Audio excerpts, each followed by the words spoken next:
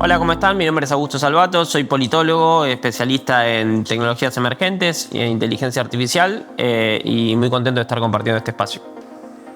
¿Por qué la inteligencia artificial? ¿Por qué llegas ahí? ¿Desde qué lugar llegas? Mira, creo que como casi todas las cosas importantes de la vida hay un componente muy grande de serendipia, de casualidad. Yo empecé a trabajar soy politólogo, empecé a trabajar en 2016 en Microsoft. En el área de asuntos públicos, filantropía, es decir, todo lo que tiene que ver con responsabilidad social empresaria y asuntos públicos, relaciones con gobierno. En ese momento, Microsoft ya tenía como una vicepresidencia de inteligencia artificial y estaba empezando a hacer cosas, pero la verdad no estaba muy de moda el concepto. De hecho, el concepto de moda era la nube, al menos en ese momento. Ahí fue cuando me empecé a meter, empecé a tener una primera aproximación. Después me fui a estudiar afuera y cuando volví empecé a trabajar con una startup en temas más vinculados quizás a comunicación institucional, pero una startup que estaba naciendo con la premisa de ayudar a otras empresas a realizar inteligencia artificial. Con el gran desafío de que a nadie le importaba hacer inteligencia artificial. O sea, no era como lo trendy en ese momento, estamos hablando de 2019 más o menos, y había palabras medio raras como machine learning, como algoritmos, como computer vision, que a las empresas la verdad les importaba bastante poco. Entonces el desafío que teníamos era narrar la inteligencia artificial de forma atractiva para las organizaciones. Y bueno, después pasaron un montón de cosas en el medio, pero eso es lo que me acercó a la IA. Luego querías acercar a las empresas el concepto de inteligencia artificial. Sí, y básicamente para venderles, o sea, entre otras cosas. ¿Por qué venderles? Para venderles proyectos de inteligencia artificial. O sea, un proyecto de machine learning, por ejemplo, un proyecto de predicción de abandono de clientes. Entonces, vos podés saber cuántos clientes o qué clientes específicamente tienen más probabilidad de abandonarte en el próximo mes. Y en función de eso, accionar. Así tenés un montón de distintos modelos. Nosotros lo que queríamos vender era eso. El tema es que era muy difícil, primero porque muchas empresas no venían con una necesidad y después muchas empresas eso lo vinculan mucho a la estadística o a la parte de business intelligence. E inteligencia artificial es dar un saltito más. Después, a partir del 2022, 2023, empezó a generarse un boom de interés por la inteligencia artificial, pero por un tipo de inteligencia artificial que es la IA generativa, o sea, aquella que genera texto, audio, video, código, el ChatGPT. Y entonces ahí eso para nosotros es como un caballo de Troya, pero lo que nosotros creemos que más agrega valor a las organizaciones no es tanto usar ChatGPT o usar Copilot, que muchas empresas tienen Copilot, sino más bien entender cómo los datos te pueden ayudar para tomar mejores decisiones. Claro, es más profundo y más conceptual. Después llegas a la herramienta. Después sin duda, la herramienta es como una parte dentro de una estrategia más amplia, donde el valor realmente está en el dato. Y eso implica romper culturalmente una idea, que es la lógica de que las decisiones se toman en base a experiencia, en base a jerarquía. Las organizaciones que realmente sacan valor con esto toman decisiones basadas en datos. Y todo es un dato. O sea, cualquier decisión, desde abrir una carrera nueva hasta identificar qué profesor poner a dar qué materia, hablando en una organización como esta, debería ser una decisión al menos parcialmente basada en datos. Después hay un montón de elementos, parte de los conceptos humanos basados en la experiencia y demás, que mejoran la toma de decisión. Pero al menos en algunos puntos es muy importante basar eso en datos. Aparte, los datos no son solo numéricos, los datos son una encuesta, la opinión de quienes reciben una clase, de quienes compran un producto, de quienes, tiene la propia autoevaluación. Sí. Y después tenés cuestiones numéricas, es complejo el tema de datos también. Es muy complejo y además hay muchos datos que quizás no imaginamos que podríamos tener. O sea, hoy las personas son... lo voy a forzar este argumento, pero las personas somos máquinas de generar datos todo el tiempo. No solamente datos que vienen con nosotros, el típico dato demográfico, sino datos de comportamiento. Es decir, cómo nos comportamos, cuánto tiempo vemos una clase, de en qué horarios elegimos venir a la facultad y en qué horarios no, cómo nos está yendo en tal materia y en qué tipo de materias, etcétera, etcétera, etcétera. O sea, todos nosotros somos máquinas de generar. Pago el día 1, pago el día 5. Todos esos son datos, es información que me sirve para tomar una decisión. Y si no sos eso, sos desordenado, poco previsible, preocupante tu actitud. No dejás de ser un algoritmo.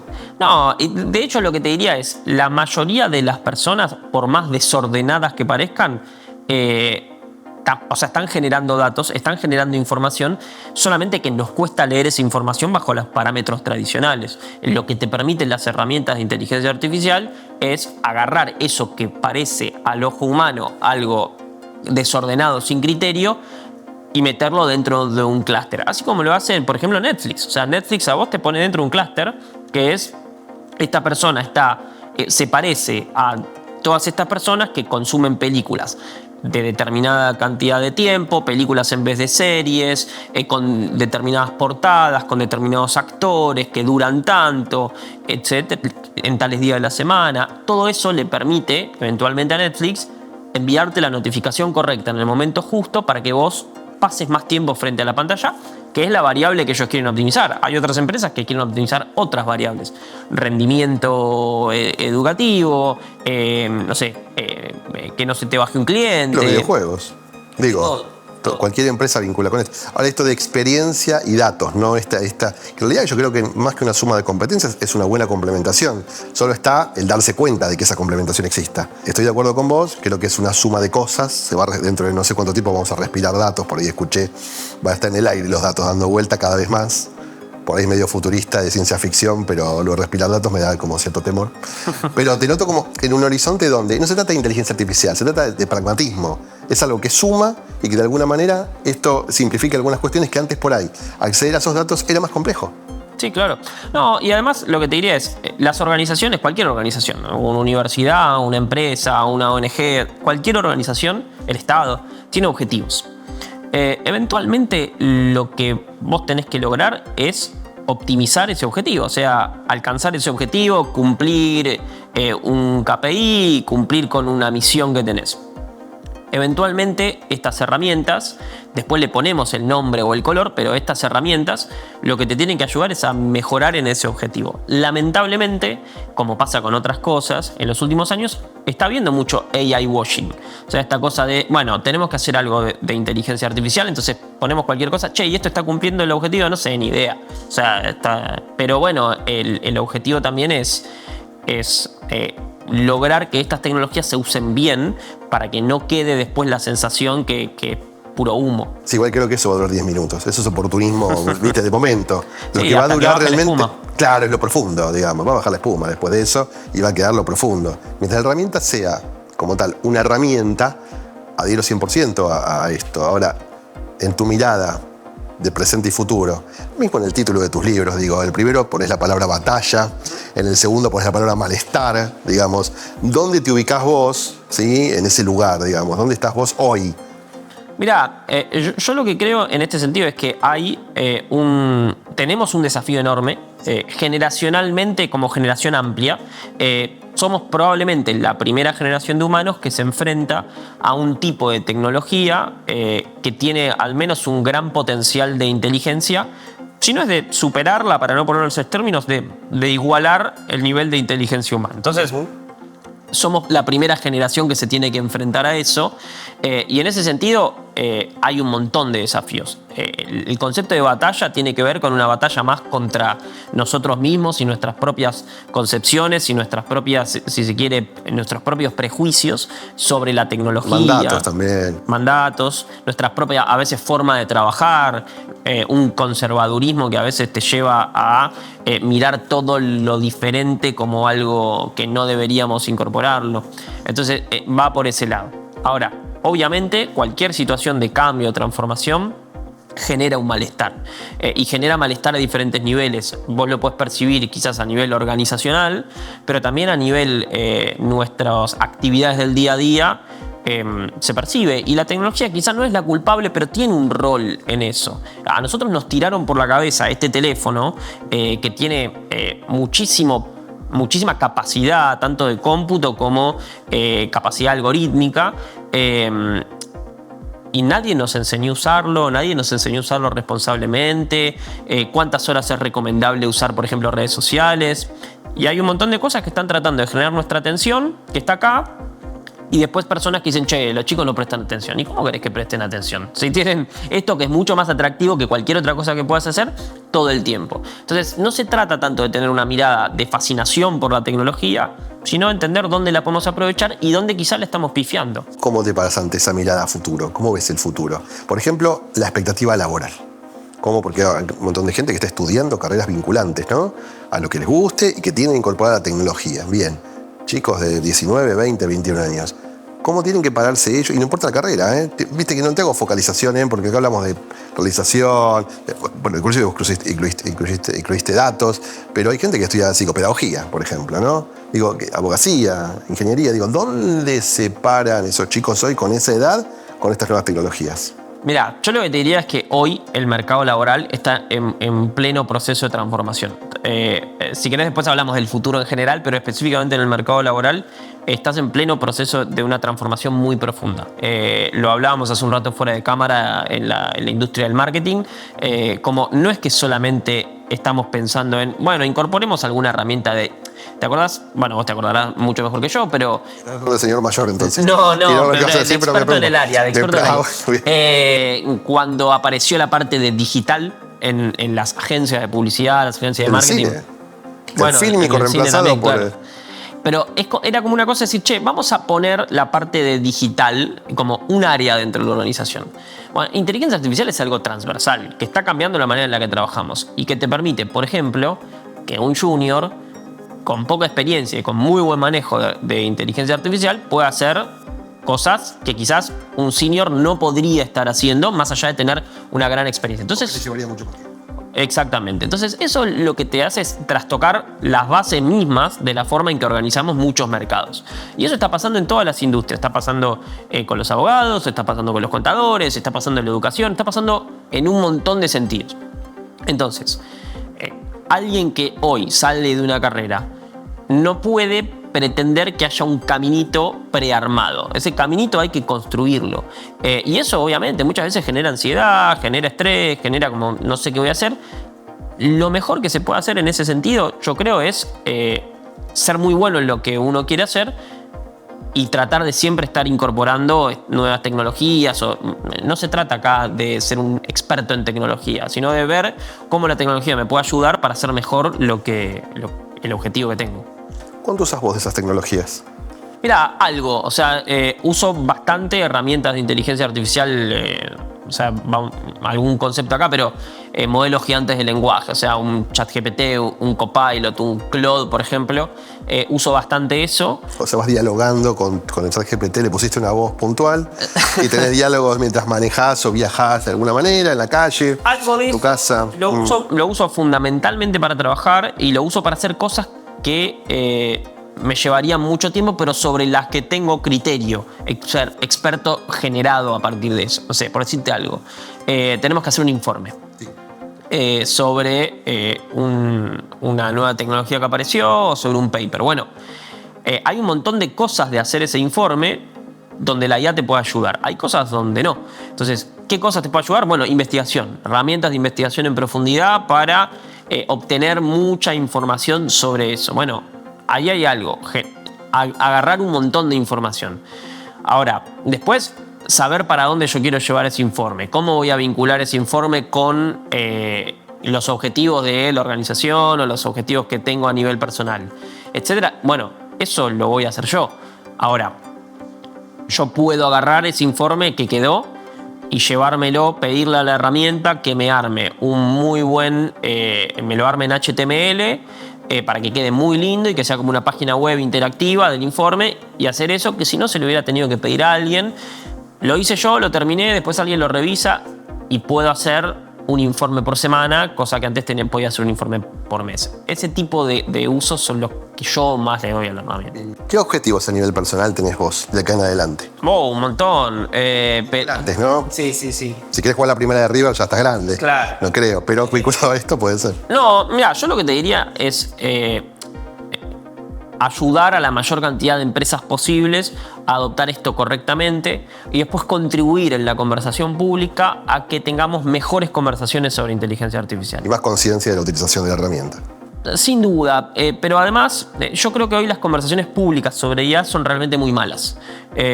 O sea, uno pone en noticias de Google inteligencia artificial y lo que va a aparecer son puede reemplazar a tal profesión, tal persona usó tal herramienta y le cambió la vida. El tipo de avance que hay porque crear una versión nueva de ChatGPT. O mucho miedo, por un lado, o mucho entusiasmo, o correr atrás de la última herramienta que salió. Y es como que, no sé, el otro día me agarraron y me dice, che, ¿viste lo que pasó con Sora 2 de generación de imágenes? Sí, está bien, o sea, yo preferiría que alguien que tiene que tomar decisiones sobre eso no esté tanto pensando en la última herramienta que apareció, sino más bien en cómo desarrollar una estrategia integral para incorporar inteligencia artificial, sabiendo que cada vez las herramientas van a ser mejores. Pero creo que mejorar esa conversación pública sobre inteligencia artificial es hasta una responsabilidad que tenemos los que estamos en la industria para que las adopciones sean buenas, ¿no? Y que agreguen valor. Y en Argentina sentís que los empresarios todavía están acercándose, pero no del todo a esto, las grandes empresas, ¿no? Mira, hay dos tipos si se quiere, o tres, de empresarios. Están los que son los detractores, ¿no? Es decir, personas que te dicen, mira, esto no sirve para nada, es puro humo. Cada vez son menos, pero están. Hay personas que a mí me gusta llamarlos como porristas. De hecho, hay muchas personas que hablan de esto en inglés, cheerleaders, ¿no? Como porristas de la IA. Hay que hacer cosas con IA. La IA es fantástica. Mi hijo hace páginas web con ChatGPT. Exacto. O sea, es como hay una cosa de demasiado entusiasmo, pero después eso no permea a las otras partes de la organización.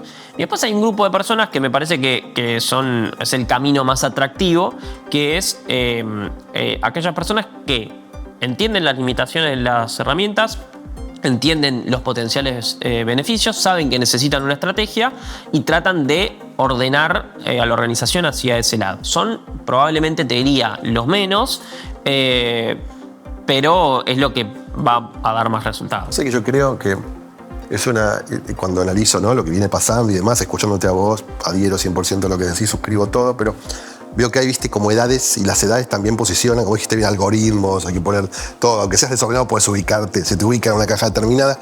Yo creo que un chico de 8, 9, 10 años hoy lo maneja con mucha naturalidad. Es más, yo aula invertida en casa, sobrinos que me enseñan a mí, cosa que después llevo a las aulas. Es así, es increíble, ¿no? Generaciones como la tuya, que lo han apropiado bastante bien, y la generación de los chicos de 19, 20, 21 años, que quedan como en sándwich de todo esto. No tienen todo el conocimiento del de 10, no tienen la edad de los empresarios, y pueden quedar como boyando. Para mí es fundamental, porque aparte, es interesante, pueden quedar como boyando, pero son los que tienen la mejor oportunidad. Sí, si quieren rápidamente estas herramientas, son las que tienen la mejor oportunidad, porque llegan con la edad de un junior, pero con un conocimiento superior a una persona que por allí tiene 55 años, está en una empresa, tiene toda la experiencia, pero no tiene la utilización, el manejo de la herramienta en lo profundo, no como herramienta en sí, conceptualmente me refiero, ¿no? Entonces creo que el rol, y te llevo poco al espacio donde estamos, ¿no? Por eso vengo para acá, y sabiendo que vos también ejerces ese rol, creo que el rol del docente, aceptando los cambios y tratando de trasladárselos a ellos, es muy importante en este momento. Es generar conciencia y oportunidades laborales para una generación que puede tener muchas dudas de cuál va a ser su futuro. Y sin embargo, para mí son los que tienen la mejor oportunidad. Sí, sin duda hay una oportunidad enorme. Ahí, hablando más en términos de datos macro y de global, mira, algo que se está viendo últimamente es en las profesiones que están expuestas a la AI, los que más están sufriendo son los juniors. O sea, a diferencia de lo que se podría creer. Muchas empresas están dejando de contratar juniors porque dicen, che, yo con un senior, con inteligencia artificial, puedo hacer un montón de cosas. Eso te estoy diciendo a nivel macro y en ocupaciones muy expuestas a la AI. Por ejemplo, desarrollo de software. O sea, hoy en Estados Unidos vos estás viendo que claramente un estudio muy reciente de investigadores de la Universidad de Stanford, que han caído mucho las contrataciones de juniors en atención al cliente y en desarrollo de software, que son las dos ocupaciones más expuestas a la AI, con respecto a la de los seniors. O sea, hubo una gran caída en ese sentido. Ahora, en otro tipo de ocupaciones tenemos, y en otro tipo de mercados como el latinoamericano, como decís, tenemos esta oportunidad de evitar, digamos, que las empresas hoy todavía no están ni siquiera pensando en voy a dejar de contratar juniors, están pensando en cómo van a hacer para lidiar con estas herramientas. Entonces ahí es muy importante que esas personas adquieran conocimiento de negocio, de las empresas, de las organizaciones donde están trabajando, y que se animen a ir sumándole valor con este tipo de tecnología. Que aparte en una carrera vos tenés muchas materias, algunas son más justamente para analizar lo profundo del tema, ir de verdad al hueso del problema, y otras son operativas. Si de verdad vos tenés docentes que entienden estos cambios y los forman, y no docentes que por ahí los niegan, los ignoran, te hablan en contra de todo esto, donde los chicos de verdad quedan como perdidos. ¿A dónde estamos parados? Tenemos gente que está a favor, gente que está en contra. En realidad creo que cada materia es un desafío, y cada materia hoy debería tener de alguna manera, pero no por la moda, por entender esto que decís vos. Es importante en la formación incluir esto para que estos chicos no pierdan la oportunidad. Para mí es la oportunidad que tienen, ¿no? No, sin duda. Y después, por otro lado, compro mucho esta idea de es una generación también de medio sándwich o de transición. Porque hoy la realidad es que uno de los grandes problemas que tenemos a la hora de educar en todos los niveles tiene que ver con que estamos usando instituciones que fueron pensadas para otro momento y para otro tipo de sociedad. La universidad moderna, la escuela moderna, fue pensada para otro tipo de sociedad, para una sociedad donde había una institución que te tenía que formar para trabajar, ¿no? Como es la universidad o la escuela. Eso no siempre fue así en la historia. Yo estudié en la Universidad de Salamanca. Los europeos tienen una tendencia a contar los años de historia como los uruguayos cuentan los mundiales, ¿viste? O sea, como exagerando un poco. Entonces, en Salamanca... cuando el uruguayo acá ya cambió. Sí, pero con mucho cariño, pero la Universidad de Salamanca celebraba en ese momento, en 2018, 800 años de historia. Bueno, no era la misma universidad que hoy, la Universidad del 1500, donde la universidad no te tenía que formar para trabajar, porque si ibas a la universidad no trabajabas, por definición. O sea, era otra realidad. Bueno, yo creo que vamos a ir hacia instituciones educativas que tengan que formarte para otras cosas, pero no necesariamente darte los conocimientos técnicos que vos necesitas para trabajar. Probablemente va a ser otra la institución que te va a dar eso, quizás sea la empresa, quizás sea una comprensión más autodidacta, y la universidad te tiene que dar otras cosas. Por ejemplo, la capacidad de autoaprender. Sería ridículo pensar que alguien hoy va a salir de una carrera sabiendo usar las herramientas que le van a servir para trabajar dentro de 3 años. El único miedo que tengo detrás de eso es, no estoy tan seguro que ni quienes dan esas materias ni quienes reciben esas materias tengan esa misma concepción. O sea, una cosa es que yo te diga, mira, esta materia teórica, no sé, en mi caso, introducción a la ciencia política, filosofía 4, me dio un montón de herramientas para todo eso, ¿no? El pensamiento crítico y demás. Ahora, no lo digo por mi caso en particular, o sea, yo tuve una experiencia de la carrera espectacular y sí, pero lo trasladas al hoy, si hoy pasara. Pero si lo traslado, digo, che, yo no sé si todos los profesores que están dando esa materia no les importa más que vos no repitas lo que dice Maquiavelo antes que vos aprendas a razonar. Porque eventualmente me estás evaluando por si yo sé o no sé lo que dijo Maquiavelo.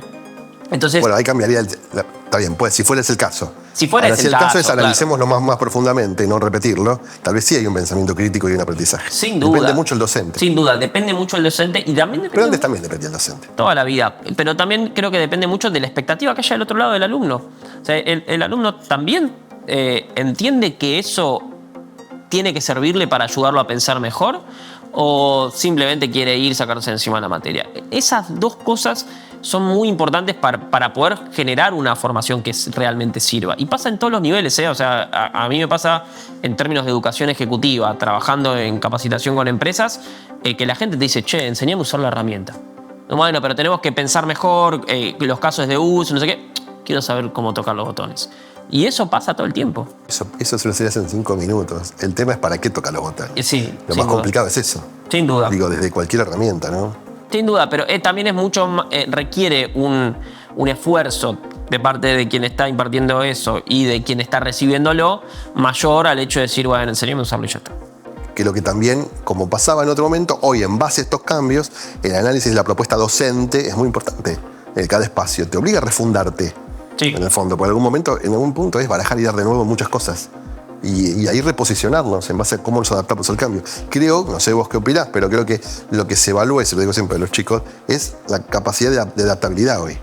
Creo que más, antes, bueno, era la actitud, vamos por la actitud. Bueno, también es una actitud esto, ¿no? Pero la capacidad de adaptabilidad al cambio es muy importante esto. Sí, y ¿sabes qué pasa muchas veces? El piloto automático es terrible. O sea, las organizaciones en general, y esto también es una cuestión hasta filosófica, están acostumbradas y están medio armadas para hacer en piloto automático. Especialmente en algunos niveles, ¿no? Innovar justamente es romper con ese piloto automático. Y eso es incómodo, es molesto, a nadie le gusta. Y hasta hay elementos, yo no me voy a meter en neurociencia porque no es mi especialidad, pero las personas que saben del tema hablan del sesgo del status quo. O sea, para los seres humanos es genuinamente incómodo cambiar. No es que somos malos, sino que queremos cambiar.